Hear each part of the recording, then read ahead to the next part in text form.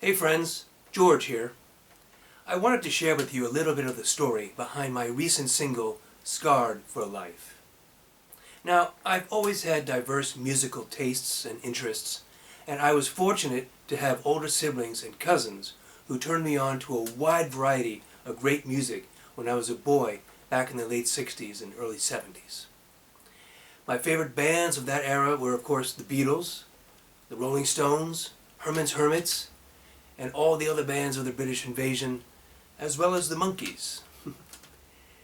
However, as much as I loved these pop rock groups, I was also a huge fan of Motown, soul, and rhythm and blues. I can remember the day that Otis Redding died. I was 5 years old at the time. Just as I can remember the tragic deaths of Jim Croce, Harry Chapin, members of Lynyrd Skynyrd, and John Lennon in the following years. So, in the late 60s and early 70s, I was listening to a lot of Otis Redding, Wilson Pickett, Marvin Gaye, James Brown, Al Green, Sam Cooke, Jackie Wilson, Booker T and the MGs, Sam and Dave, and so on. Which might seem strange for a young white boy growing up in a white bread suburb, but that's how it was. Fast forward 50 years, and I'm writing new tunes for Songs for Grown-Ups. The title Scarred for Life had been kicking around in my head for some time, but the idea was to change the meaning from a permanent physical scar to mental wounds based on hard personal experience that can be transformed into something positive to enable one to embrace life and live it more fully. That's the sense of being scarred for life.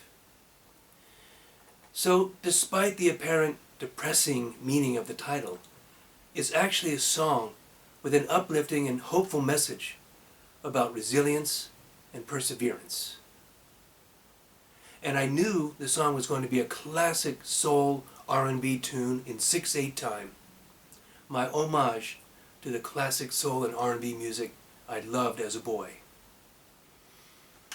One day 2 summers ago, I dropped off my younger daughter at her art camp and started walking home.